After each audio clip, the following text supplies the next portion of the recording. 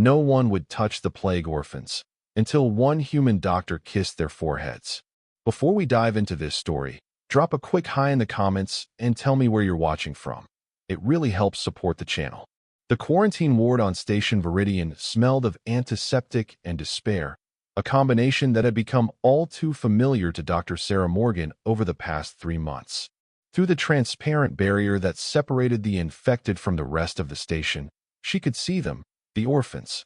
47 children of various species, all victims of the scarlet wasting, all abandoned by families too terrified to even look at them through protective glass.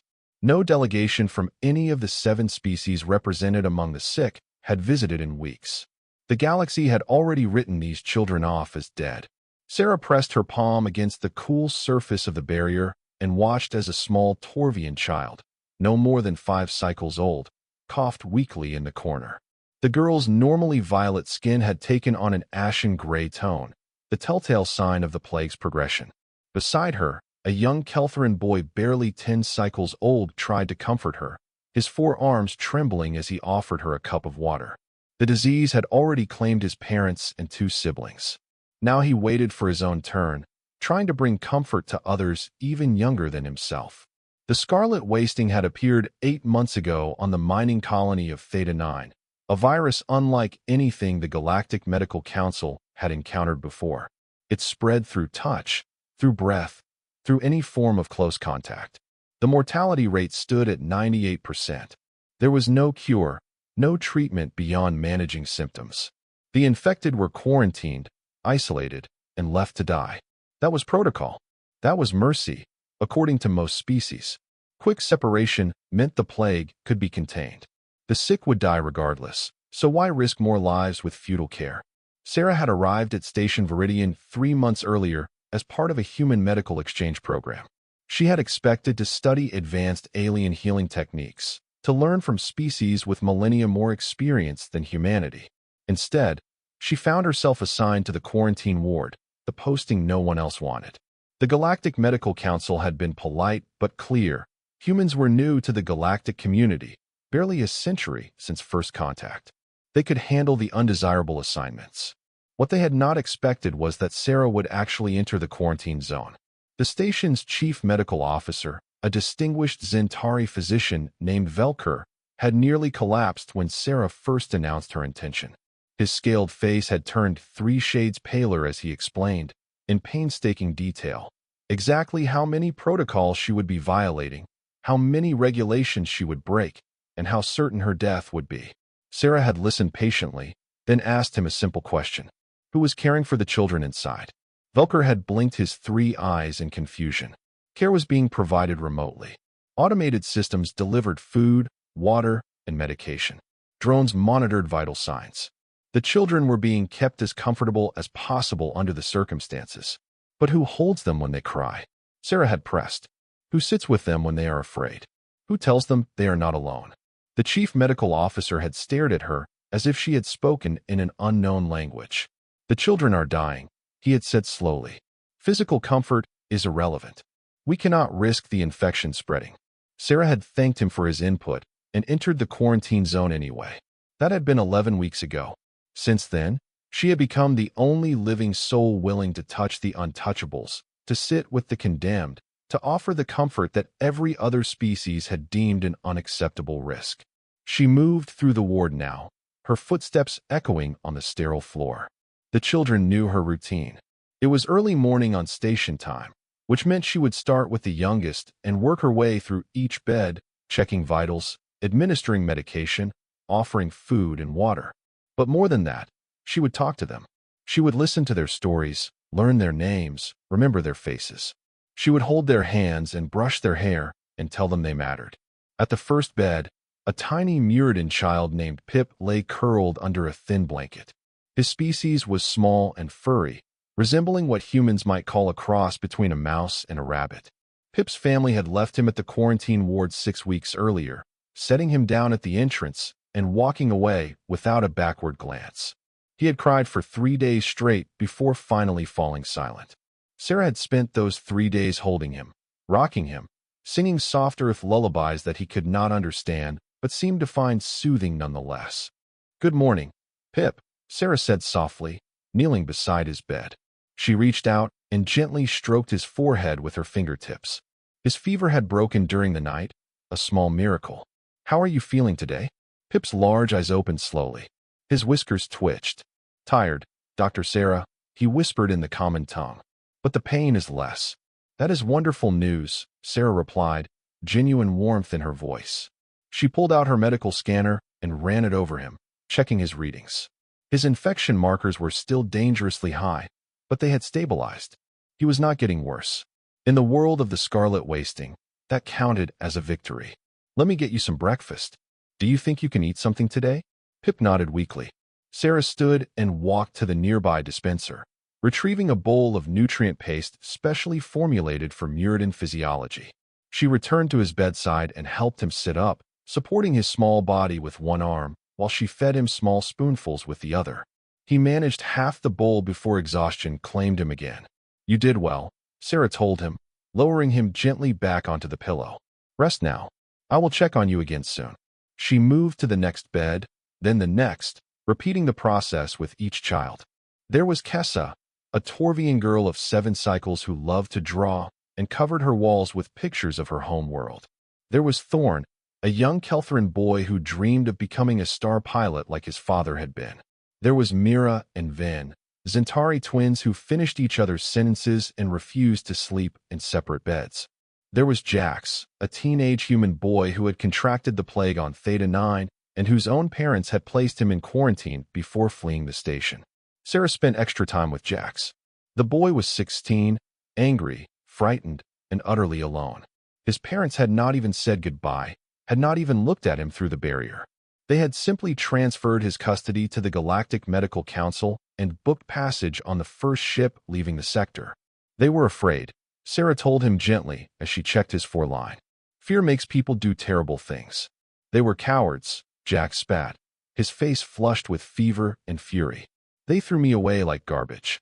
You are the only one who even pretends to care, and you are not even my real doctor.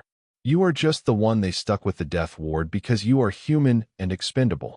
Sarah sat down on the edge of his bed and took his hand in hers. I am here because I choose to be here, she said firmly. Not because anyone made me. Not because I am expendable. I am here because you and every other child in this ward deserves to have someone who cares whether you live or die. You deserve to be seen, to be heard, to be valued. The scarlet wasting may take many things from you, Jax, but it will not take your worth as a person. Not while I am here. Jax's anger crumbled, replaced by tears that he tried desperately to hide. Sarah did not look away. She held his hand and let him cry, offering silent comfort until the storm passed. By midday, she had made her rounds through the entire ward. She had checked every child, administered every medication, changed every bedding that needed changing. She had told stories and sung songs, and played simple games with those well enough to participate. She had held hands and wiped tears and promised that they were not forgotten. Now she sat in the small office attached to the ward, updating medical records and filing reports that she knew no one would read. The Galactic Medical Council had made it clear that the quarantine ward was a containment measure, not a treatment facility. They wanted documentation of the plague's progression for research purposes, but they had no interest in individual patient outcomes. The children were already classified as terminal cases. Sarah's terminal was chimed with an incoming message. She opened it to find a transmission from Dr. Velker. The message was terse and official. She was required to attend a council meeting in 2 hours. Attendance was mandatory. Sarah sighed and rubbed her tired eyes. She had been working 16-hour days for weeks, catching sleep in brief stretches on a cot in the office. The council meetings were always the same. She would present her reports. The council members would express polite concern while carefully maintaining physical distance from her, and then they would remind her that her work was appreciated but ultimately futile. The children would die. That was inevitable. She was wasting resources and risking cross-contamination for no meaningful gain. She had stopped trying to make them understand weeks ago. 2 hours later, Sarah stood in the council chamber, a circular room with seats arranged in ascending tiers. The 7 species of the Galactic Medical Council were represented: Zentari, Torvian, Keltheran, Muradin, Vexian, Cordith, and human. The human representative, Dr. Marcus Dean, was a distinguished older man who had made it abundantly clear that he found Sarah's behavior embarrassing to their species' reputation. Dr. Morgan, began Counselor Velker from his elevated seat, we have reviewed your latest reports from the quarantine ward. Your dedication is noted, but we must address some concerning patterns in your behavior. Sarah stood at the center of the chamber, hands clasped behind her back. What patterns would those be, Counselor? A Torvian counselor, her skin a deep purple that indicated advanced age, leaned forward. You continue to engage in direct physical contact with infected patients despite repeated warnings about contamination risks. You have been observed holding patients, touching them without protective barriers, even placing your face in close proximity to theirs. This is reckless behavior that puts not only yourself but the entire station at risk. I wear full protective gear during every shift, Sarah replied calmly. I follow decontamination protocols precisely. I have been tested daily for signs of infection and have shown no symptoms. My behavior poses no risk to the station. You cannot know that, interjected a Keltheran counselor, his forearms gesturing emphatically. The scarlet wasting is unpredictable. You may be asymptomatic. You may be building viral load even now. Your insistence on physical contact with the infected is medically unsound and emotionally irrational. Is it irrational to provide comfort to dying children? Sarah asked, her voice level but carrying an edge. Is it medically unsound to reduce their psychological suffering? It is pointless, stated a Vexian counselor flatly. The children will die regardless of your efforts. Your time and resources would be better spent on research that might prevent future outbreaks, not on emotional gestures that serve no clinical purpose. Sarah felt the familiar frustration rising in her chest. She had had this conversation a dozen times before. These beings, these supposedly advanced civilizations, could not seem to grasp the concept that care and compassion had value beyond clinical outcomes. With respect, counselors, I disagree fundamentally with your assessment. The children in my care are not simply data points or research subjects. They are living, feeling beings who deserve dignity and compassion in their final days. If we abandon them to die alone and afraid, we are not practicing medicine. We are practicing cruelty disguised as pragmatism. The human counselor, Dr. Dean, spoke up for the first time, his voice heavy with disapproval. Dr. Morgan, you are making the rest of humanity look foolish. The galaxy is watching how we integrate into the galactic community. Your emotional display is reinforcing every stereotype about humans being irrationally sentimental and unable to make hard but necessary decisions. Sarah turned to face him directly. If caring about children makes humanity look foolish, then I am proud to be a fool, and I would rather be judged as sentimental than as cold-hearted. The chamber fell silent. The counselors exchanged glances, a ripple of discomfort passing through the assembled beings. Dr. Morgan, Velker said finally, his tone slightly softer. No one questions your compassion, but you must understand the reality of the situation. The scarlet wasting has no cure. These children are going to die. Forming emotional attachments to them only causes you unnecessary pain. Providing physical comfort serves no medical purpose and exposes you to unacceptable risk. We are asking you to step back, to let the automated systems handle basic care while you focus on research. Help us understand this disease so we can prevent future outbreaks. That is where a physician's energy should be directed. Sarah took a slow breath, choosing her words carefully. I understand your perspective, counselors. I truly do. But I cannot accept it. You are asking me to value potential future lives over the actual lives in my care right now. You are asking me to treat dying children as acceptable losses in service of a greater good. I became a doctor to save lives when possible and to ease suffering when saving is not possible. Every child in that ward is suffering. I can ease that suffering. I will continue to do so, regardless of your opinions on the matter. This is not a request, Dr. Morgan, the Torvian counselor said sharply. This is a directive from the Galactic Medical Council. You will reduce physical contact with infected patients to emergency situations only. You will redirect your efforts toward research. You will comply with standard quarantine protocols. These are not suggestions. And if I refuse? Sarah asked quietly. Then you will be removed from your posting and barred from the medical facility, Dr. Dean answered. Your presence here is contingent on your cooperation with council directives. Sarah stood silent for a long moment, feeling the weight of their stares. She thought of Pip, so small and frightened, needing someone to hold him through the nightmares. She thought of Jax, angry and abandoned, needing someone to remind him that he mattered. She thought of all 47 children, each one precious, each one deserving of love in their final days. Then I suppose you will have to remove me, Sarah said calmly, because I will not abandon those children. I will not let them die alone. That is not negotiable.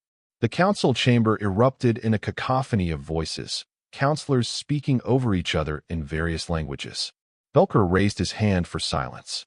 Dr. Morgan, he said, his 3 eyes regarding her with what might have been pity. You are throwing away your career, possibly your life, for a symbolic gesture. These children cannot be saved. Your sacrifice changes nothing. It changes everything for them, Sarah replied. And that is enough. She was escorted from the chamber by security, her access to the medical facility suspended pending a formal review. They allowed her to return to the quarantine ward one final time to collect her personal belongings, under strict supervision.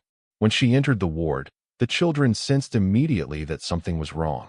Those well enough to move gathered around her, their eyes wide with fear. Are you leaving us? Kessa asked in a small voice. Are you going away like everyone else? Sarah knelt down, so she was at eye level with the Torvian girl. She reached out and took Kessa's small hands in hers, then looked around at all the frightened faces watching her. I do not want to leave, she told them honestly. But the council says I have to. They say I am breaking rules by caring for you the way I do. They want me to stay away, to let machines take care of you instead. But machines do not hug us, Pip said, his voice breaking. Machines do not tell us stories. Machines do not say we matter. Sarah felt tears burning in her eyes, but forced them back. You do matter. Each and every one of you matters so much. I wish I could make the council understand that. I wish I could make them see what I see when I look at you. Why do they not understand? Thorne asked, confusion plain on his young face. Why do they not care that we are afraid? Because they are afraid too, Sarah explained gently. They are afraid of the sickness. They are afraid of dying. They are afraid of feeling the pain of losing you. So they tell themselves that not caring is the smart thing, the logical thing. They tell themselves that keeping their distance is proper and professional. But sometimes, the smart thing and the right thing are not the same. What will happen to us now? Mira asked, one of the Zentari twins. Her sister Vin clutched her hand tightly. The machines will bring you food and medicine, Sarah said. The doctors will watch your vital signs from outside. You will be taken care of, medically speaking. But we will be alone, Jack said flatly. Like before you came. Sarah could not deny it. Yes, I am so sorry. The security officer cleared his throat impatiently. Dr. Morgan, your time is up. You need to leave now. Sarah stood slowly. She looked at each child in turn, memorizing their faces. Then, before the security officer could stop her, she moved to Pip and knelt beside him. The tiny Muradin child looked up at her with huge, tear-filled eyes. Sarah reached out and gently placed her hand on his forehead, her palm covering his small skull with infinite tenderness. Then she leaned down and pressed her lips to his brow in a soft, gentle kiss. The security officer made a strangled sound of shock, but Sarah ignored him.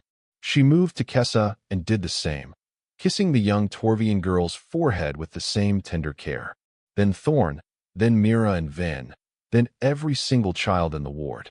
She went to each bed, each scared face, and offered the same gesture of love and farewell. A kiss on the forehead, a touch that said you are worthy of affection, you are deserving of love, you are not forgotten. When she reached Jax, the teenage boy was openly crying. Sarah sat on the edge of his bed and pulled him into a hug, holding him tight while his shoulders shook with sobs. You matter, she whispered into his ear. You have always mattered. Do not let anyone tell you different. Do not let this disease or your parents' fear or the council's indifference convince you that you are disposable. You are precious. You are loved. Jax clung to her like she was the last solid thing in a collapsing world. Thank you, he choked out. Thank you for seeing us. The security officer, clearly uncomfortable with the display, grabbed Sarah's arm. Enough. You are contaminated now anyway. Let us go. Sarah allowed herself to be led away, But she looked back over her shoulder at the children gathering at the barrier, their small hands pressed against the glass. She placed her own hand against the barrier from the other side, a final connection before she was pulled away. They took her directly to a separate quarantine room, a sterile box with a bed, a toilet, and nothing else. She would be monitored for signs of infection. If she developed symptoms, she would be moved to the main quarantine ward to die with the children she had kissed.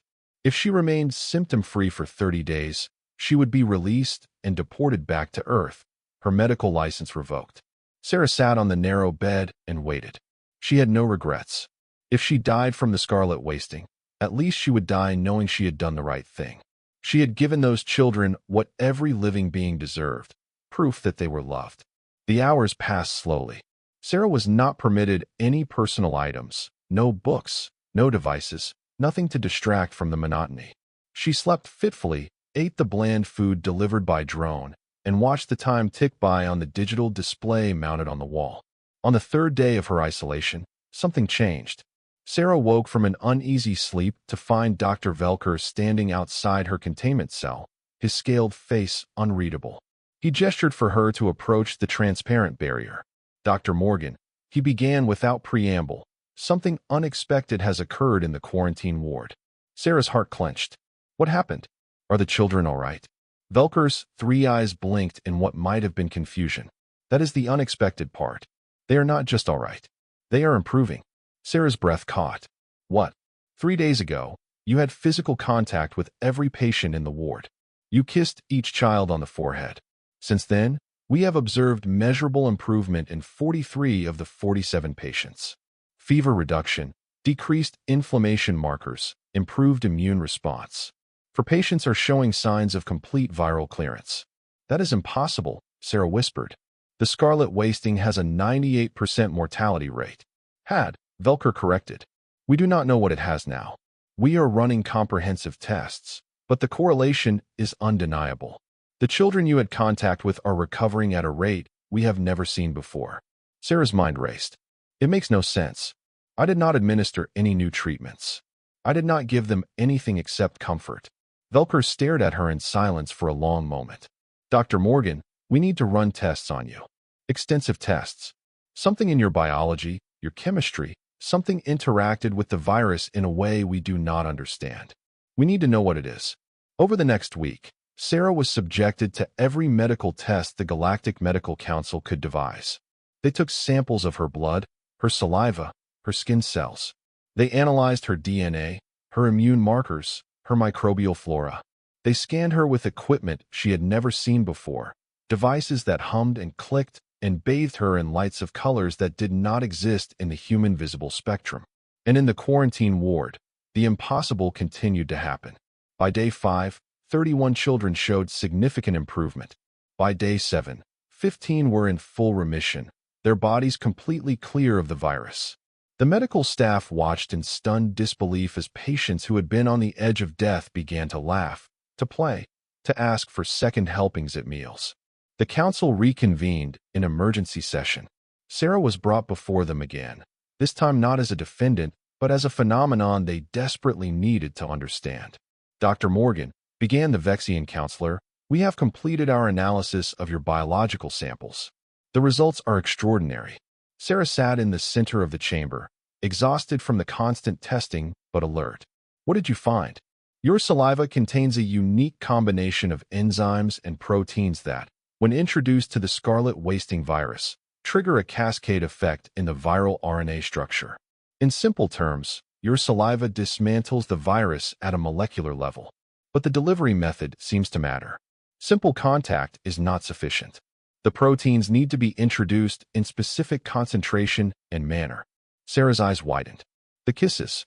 "Yes," confirmed a Keltheran researcher who had joined the council session. "When you kissed the children on their foreheads, you transferred trace amounts of saliva to their skin.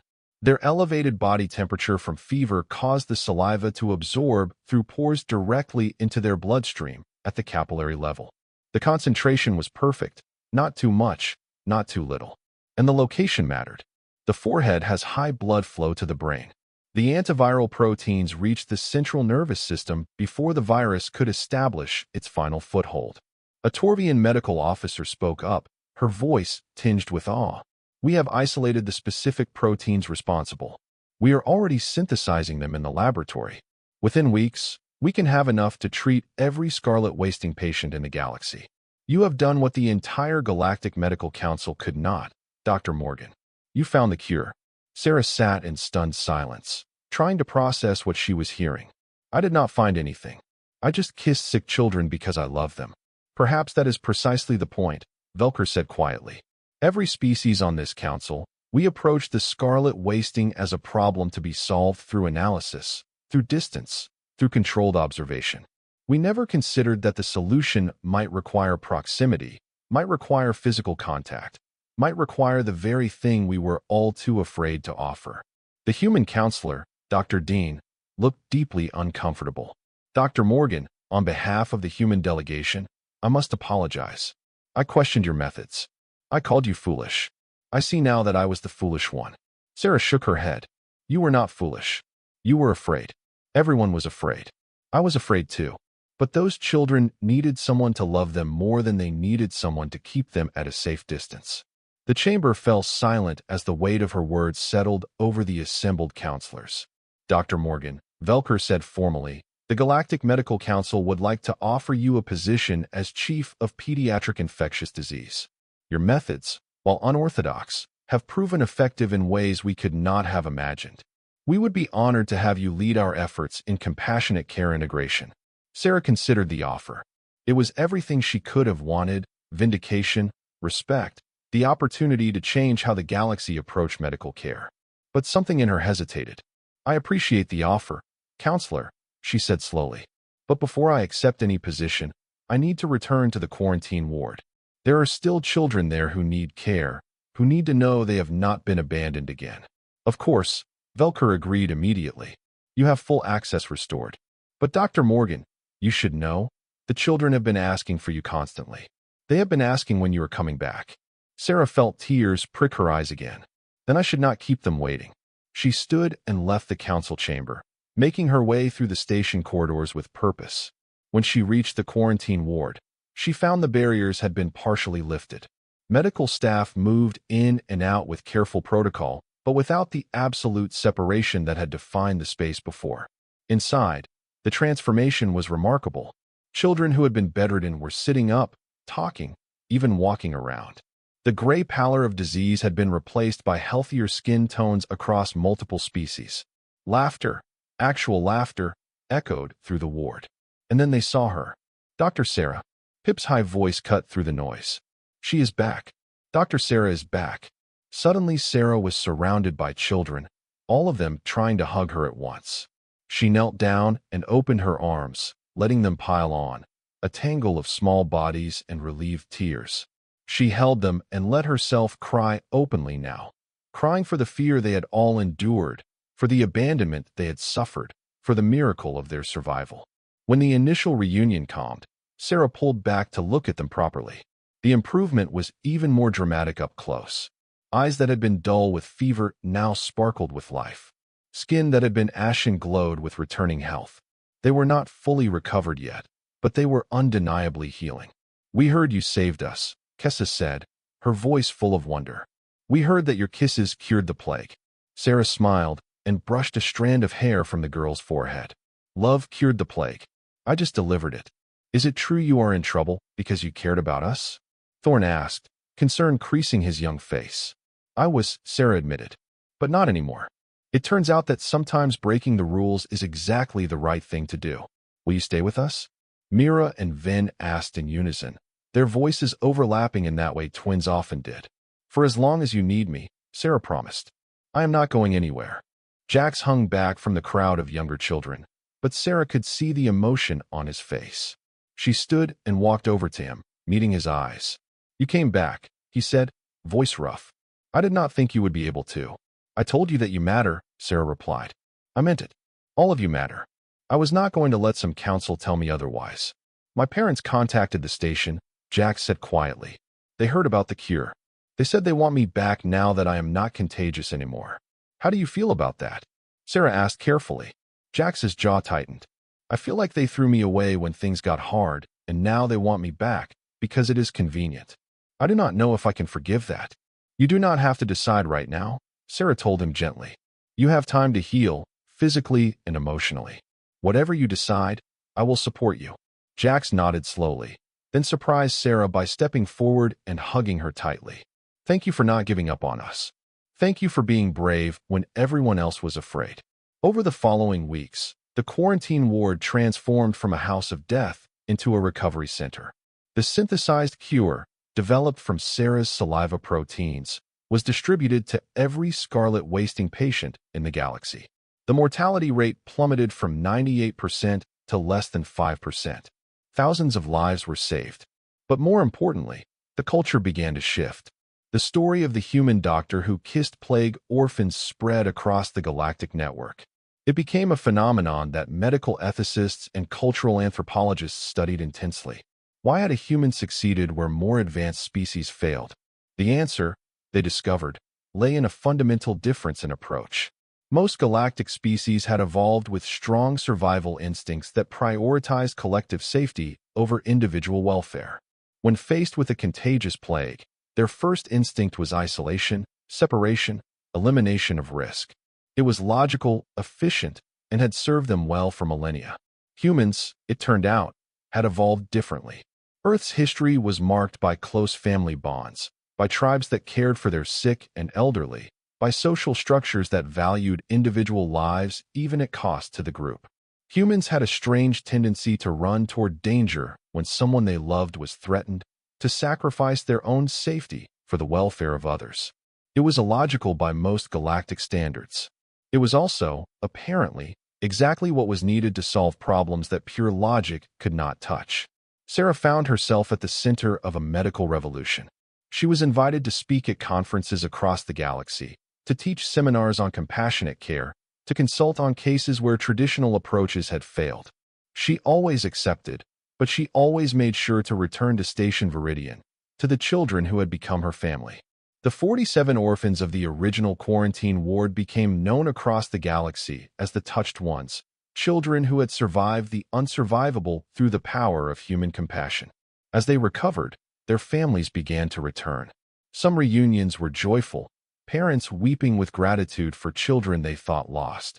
Others were complicated, children like Jax who had to navigate forgiveness for abandonment. Sarah was there for all of them, helping families heal emotional wounds as well as physical ones. 6 months after the cure was distributed, a ceremony was held on Station Viridian. The Galactic Medical Council had commissioned a memorial to honor those who died in the early days of the scarlet wasting before the cure was found.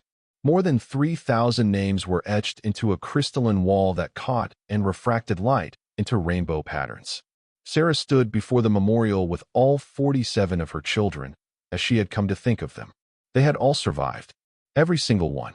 But they stood silent in respect for those who had not been so lucky, for the thousands who died alone and afraid before anyone understood that love could be medicine.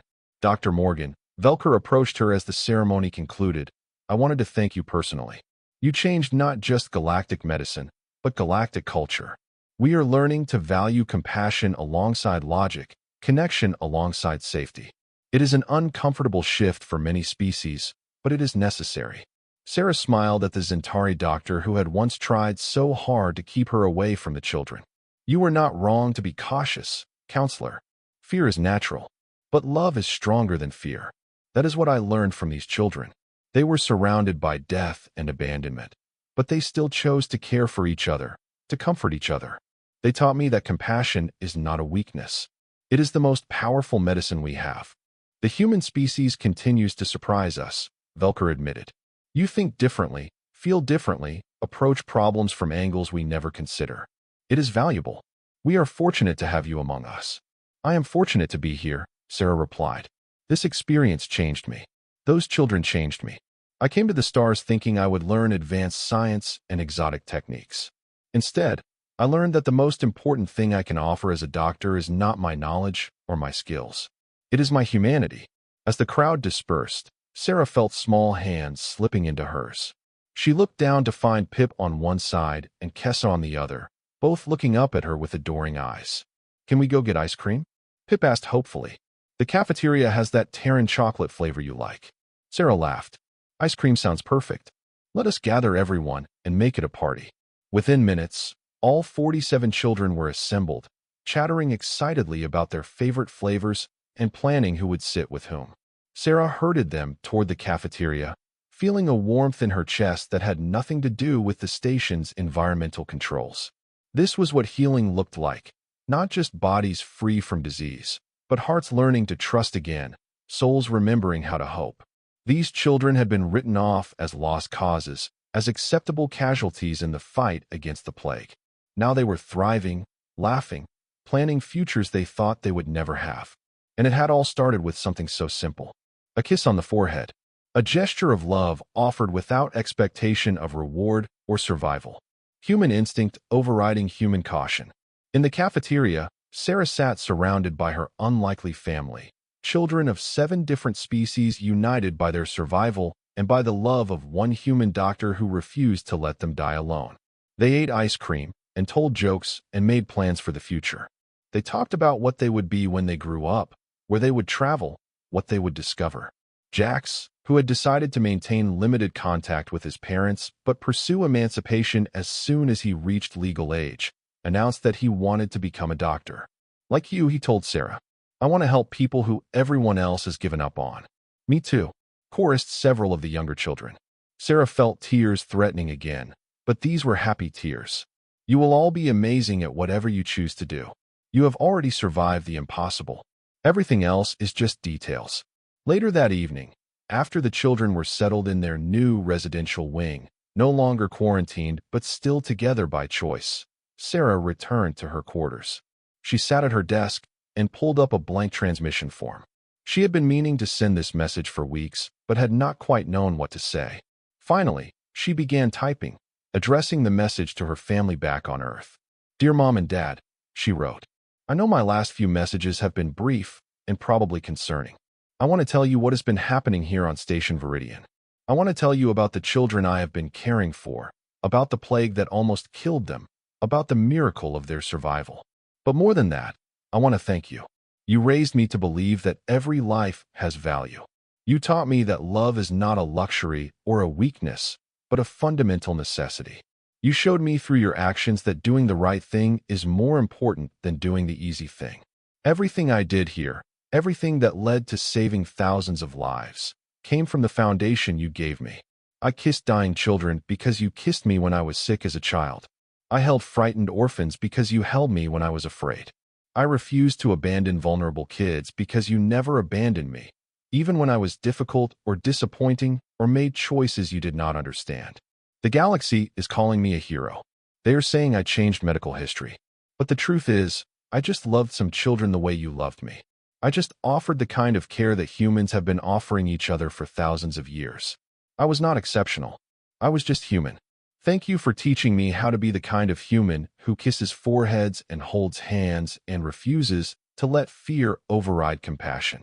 Thank you for showing me that love is not just an emotion, but an action, a choice, a commitment to seeing the worth in every person. I miss you both terribly. I hope to visit Earth soon and introduce you to 47 remarkable children who taught me as much as I taught them. I think you would like them. I know they would love you. Your daughter, Sarah. She sent the message and sat back, feeling a sense of peace settle over her. The past months had been exhausting, terrifying, and ultimately triumphant. She had faced down a galactic council, violated countless protocols, and risked her own life. She had been called foolish, reckless, and emotionally unstable. She had also saved thousands of lives and proven that humanity's greatest strength was not technology or intelligence, but the simple, stubborn refusal to let people suffer alone. Her terminal chimed with a new message. It was from the Galactic Medical Council, officially offering her the position of Chief of Pediatric Infectious Disease, with full authority to implement compassionate care protocols across all council facilities. The salary was impressive, the benefits generous, the opportunity to change lives immeasurable. Sarah smiled and drafted her acceptance, but she included one non-negotiable condition. The 47 children from the quarantine ward would remain together as a family unit, with Sarah as their legal guardian, until each reached adulthood and chose their own path. They had been abandoned once. She would not let it happen again. The council accepted her terms without hesitation. 3 years later, Dr. Sarah Morgan stood in the main auditorium of the Galactic Medical Academy, addressing a room full of new medical students representing dozens of species. It was orientation day, the beginning of their journey into medicine. "You will learn many things during your time at this academy," Sarah told the assembled students. "You will study anatomy and pharmacology, surgery and diagnostics. You will master technologies and techniques that can save lives in remarkable ways. All of this is important. All of this is necessary. But there is one lesson I need you to learn first, before anything else." She paused and gestured to the back of the auditorium. The doors opened and 47 young people entered, her children, now teenagers and young adults. They filed onto the stage beside Sarah, healthy and whole and absolutely radiant with life. 3 years ago, these individuals were dying, Sarah continued. The scarlet wasting had infected them. They had been abandoned by their families, isolated by medical protocol, and written off as terminal cases. The entire Galactic Medical Council had given up on them. Every expert agreed they could not be saved. But they survived anyway. Do you know why? She waited, but no one in the audience answered. They survived because someone loved them, Sarah said simply. They survived because one human doctor refused to accept that efficiency and safety were more important than compassion.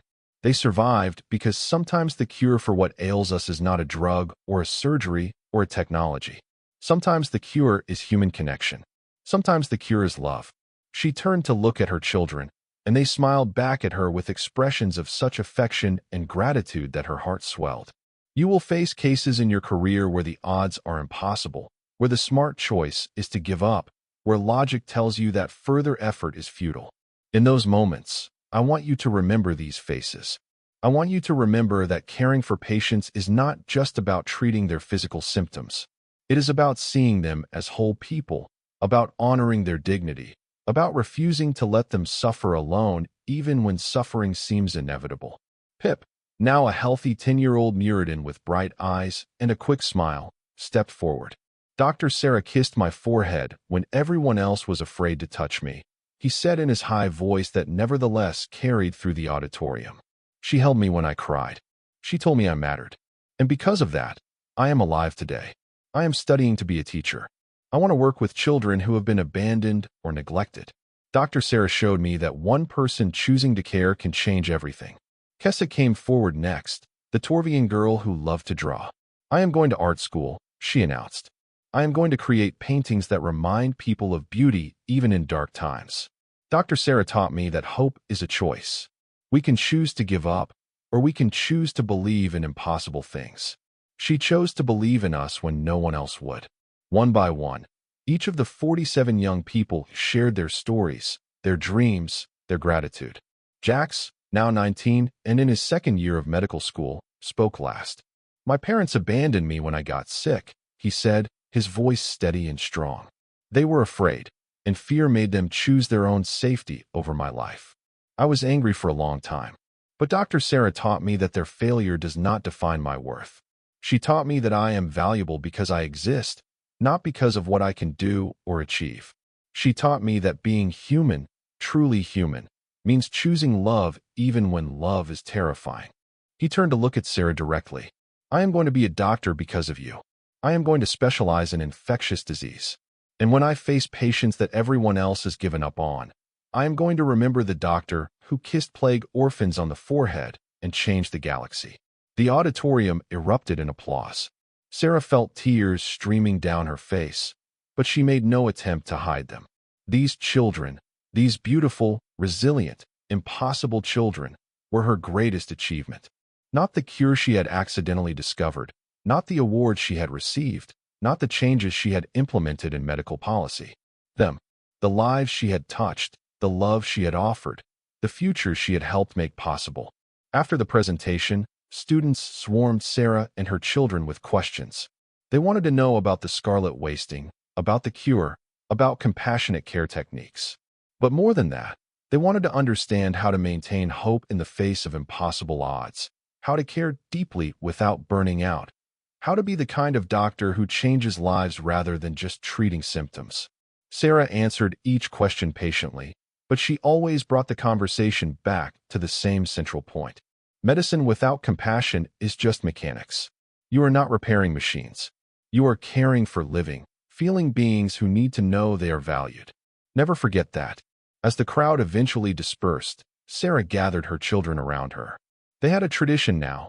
Every week they all gathered for a family meal, no matter how busy their individual schedules became. Tonight they would go to Sarah's residence, a spacious home on the academy grounds, and cook together, laugh together, be together. On the way, they passed the memorial wall, the same crystalline structure that had been relocated from Station Viridian to the academy grounds. The names of the 3,000 who died still glowed in the light, a reminder of what had been lost, but also what had been learned. Sarah paused, as she always did, and placed her hand on the cool surface. She thought of all the children who had not survived, all the families who had not been reunited, all the potential that had been lost to fear and isolation. Then she felt small hands slipping into hers. Pip on her left, Kessa on her right, and behind them, all 45 others forming a chain of connection. They stood together in silence, honoring the dead, celebrating the living, remembering that every life mattered. Do you ever regret it? Jax asked quietly. Do you ever wish you had not entered the quarantine ward? You could have avoided all the danger, all the conflict with the council. You could have had a normal, safe career. Sarah smiled and squeezed his hand. Not for 1 second.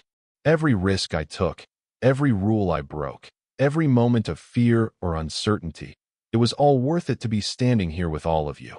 You are my family. You are my legacy. You are proof that love is not just a nice idea or a comforting sentiment. Love is medicine. Love is power. Love is what makes us human. And that, she thought as they walked toward home together, was the lesson the galaxy needed to learn.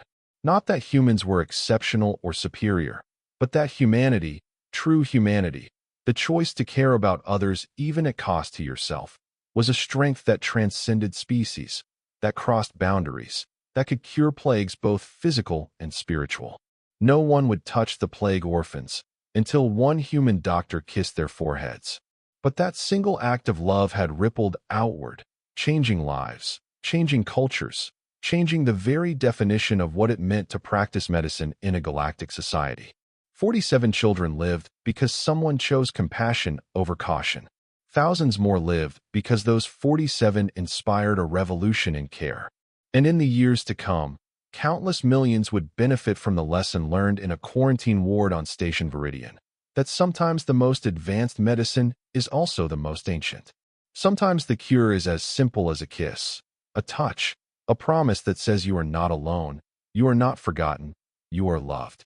Sarah looked at her children, her impossible, beautiful, resilient children, and felt gratitude beyond words. They had taught her as much as she had taught them. They had shown her that hope could survive anything, that love could conquer even death, that humanity at its best was measured not by what we achieved, but by how we cared for the vulnerable among us. The galaxy had learned something from humanity that day, and humanity had learned something too, that their greatest gift to the stars was not technology or art or science, but simply this, the stubborn, illogical, absolutely human refusal to let anyone suffer alone. As they reached her residence and piled inside, filling the space with laughter and noise and life, Sarah sent up a silent prayer of thanks. Thanks for the chance to make a difference. Thanks for the courage to break rules when rules needed breaking. Thanks for the privilege of loving these extraordinary young people. The scarlet wasting had tried to take them. Fear had tried to isolate them. Logic had tried to write them off as acceptable losses. But love had saved them. One human doctor's love, expressed in the simplest possible gesture. A kiss on the forehead, a promise that they mattered. And in the end, that had made all the difference. 20 years after the plague, Dr. Sarah Morgan retired from active teaching. She was 65 years old. Her hair had gone silver, and her joints protested the long hours she had kept for decades. But her spirit remained as fierce as ever, and her commitment to compassionate care had not dimmed. On her final day at the academy, a ceremony was held in her honor. The auditorium was packed with former students, colleagues from across the galaxy, and of course, her family. The 47, now adults with careers and children of their own, sat in the front row.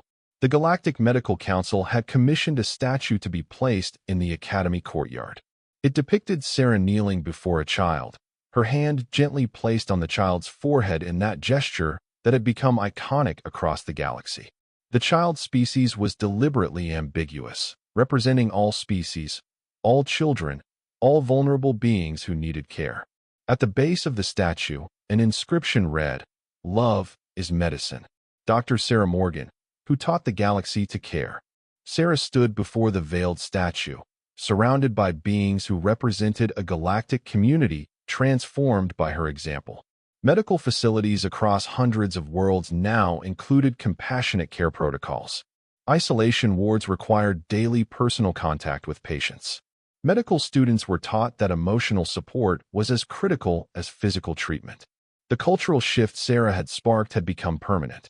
When the statue was unveiled, Sarah felt her breath catch. The artist had captured something essential, not her face, which was rendered with skill but not the focus, but the expression of the child. Hope, trust, and relief were etched in those carved features. The child believed, truly believed, that they would be cared for. That was what mattered. That was what she had fought for all these years. Pip approached the podium, now a distinguished educator himself with silver creeping into his fur. He had been chosen to speak on behalf of all 47. 20 years ago, a human doctor walked into a quarantine ward and changed the galaxy. He began, his voice steady and clear. She was not the most famous doctor, not the most published researcher, not the most decorated physician, but she was the one who cared. When everyone else stepped back in fear, she stepped forward in love. When everyone else saw acceptable losses, she saw children who deserved dignity. When everyone else followed protocol, she followed her heart. He paused, emotion thickening his voice. She kissed us when we were untouchable. She held us when we were abandoned. She promised us we mattered when the galaxy had decided we did not. And because of that, we are standing here today. 47 children who should have died, who everyone expected to die, who were written off and forgotten. But we lived. We thrived. We became teachers and artists and doctors and scientists and parents. We became the future that Dr. Sarah fought for when no one else believed that future was possible. The auditorium was absolutely silent except for the sound of quiet crying from multiple species who processed emotion differently, but all understood grief and joy and gratitude. On behalf of all of us, Pip continued, and on behalf of the thousands of patients who have received better care because of the changes you inspired, on behalf of the medical students who will carry your lessons forward into the future, on behalf of every vulnerable being in the galaxy who will be treated with more compassion because you showed us a better way, thank you. Thank you for being brave when bravery was needed. Thank you for being kind when kindness seemed impossible. Thank you for being human in the best possible sense of the word. He stepped down from the podium and approached Sarah, tears streaming freely down his furry face. Then he did something that surprised her. He knelt down, making himself small as he had been as a sick child, and looked up at her with those same huge eyes that had first met hers through a quarantine barrier. Sarah understood immediately. She reached out and placed her hand gently on his forehead, then leaned down and kissed his brow with the same tender care she had shown 2 decades earlier.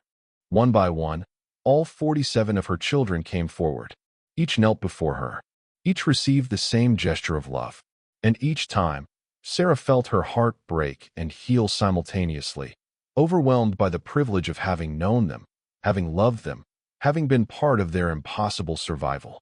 When the last of them, Jax, now a renowned infectious disease specialist himself, received his kiss and stood, he turned to face the assembled crowd.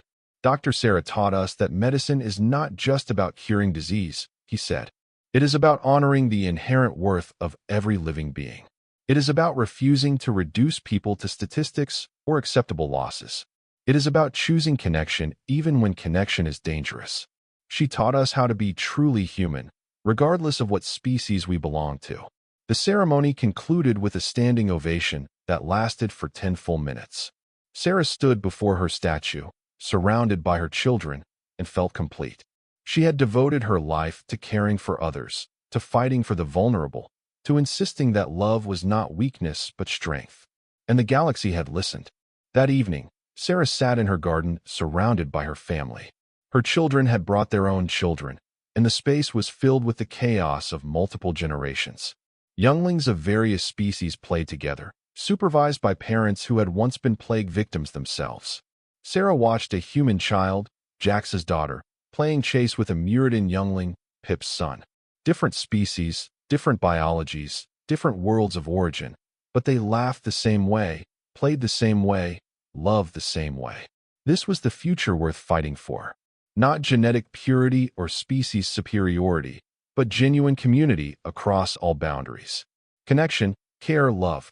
As the sun set over the academy grounds, painting the sky in shades of orange and purple, Sarah felt a profound sense of peace. She had lived a good life. She had made choices she was proud of. She had loved deeply and been loved in return. What more could anyone ask? Pip came to sit beside her, his own children playing nearby. You know what I remember most clearly from those days in the quarantine ward? He asked softly. Tell me, Sarah replied. How alone I felt before you came. Like I was already dead, already forgotten. Like my life had not mattered at all. Pip's eyes were distant, remembering. And then you walked in and you saw me. Not the disease, not the inevitable death, but me. You learned my name. You asked about my favorite foods, my favorite games, what I wanted to be when I grew up. You treated me like I had a future worth caring about. Sarah took his hand, the same hand she had held when he was small and terrified. You did have a future worth caring about. You all did. But we would not have reached that future without you, Pip said firmly. That is what people need to understand. Compassion is not just nice or comforting. Sometimes compassion is literally the difference between life and death. Your refusal to abandon us, your insistence on physical contact despite the risk, that was not sentiment or emotion clouding your judgment. That was the clearest judgment possible. You saw what everyone else missed, that we were worth saving, and that saving us required love. Sarah smiled. The galaxy has learned that lesson now. You do not need me to keep teaching it. Maybe not, Pip agreed. But we still need you to remind us. Every doctor who enters the field sees your statue. Every patient who receives care benefits from the protocols you fought for. Every child who is comforted by a physician's touch experiences the ripple effect of your courage. You may be retiring from teaching, but your lessons will continue long after we are all gone. That is a beautiful thought, Sarah said, squeezing his hand. Thank you. As night fell and the stars emerged, brilliant against the dark sky, Sarah thought about the journey that had brought her here. A young human doctor, fresh from Earth, assigned to the posting no one wanted. She could have refused, could have demanded a different assignment, could have kept herself safe and comfortable. Instead, she had walked into a quarantine ward and kissed the foreheads of dying children. One simple action, motivated by love and compassion, had changed the course of galactic history. It was not the advanced degree or the cutting-edge research or the prestigious position that defined her legacy. It was the choice to care when caring was dangerous. It was the decision to touch the untouchable. It was the stubborn human insistence that every life had value, regardless of the odds. Sarah Morgan had shown the galaxy what humanity could offer. Not superior technology or unique abilities, but a profound commitment to compassion that transcended logic and safety protocols. She had taught the universe that sometimes the most advanced medicine was also the most primitive, the healing power of human connection, the strength found in a simple kiss, the miracle of love offered without conditions or expectations. The plague orphans had survived because someone loved them, and in surviving, they had taught the galaxy how to love better, care deeper, reach further. They had become ambassadors of compassion, living proof that humanity's greatest contribution to the stars was not what humans could build or discover, but what humans could feel and share and inspire in others. As Sarah sat surrounded by the children she had saved and the grandchildren they had brought into the world, she reflected on what it meant to be human. Not the biological definitions or the cultural markers, but the essence of humanity at its best. The willingness to sacrifice safety for connection. The courage to love even when love was dangerous. The stubborn refusal to accept that any living being was disposable or unworthy of care. That was humanity. That was the gift Earth's children brought to the galaxy. And as the stars wheeled overhead in their ancient patterns, Sarah felt grateful beyond measure to have been part of that gift, to have shown the universe that sometimes the answer to impossible problems was not more technology or better protocols, but simply this: love, offered freely, given completely, changing everything. And that was the end of the story. If you listened all the way to here, don't forget to leave feedback about what you thought of the story in the comments, whether positive or negative. Your feedback helps us improve. Also, leave your like and subscribe to the channel for more stories like this one. And I'll leave here on the screen another video that I'm sure you'll like. Big hug, and see you in the next story.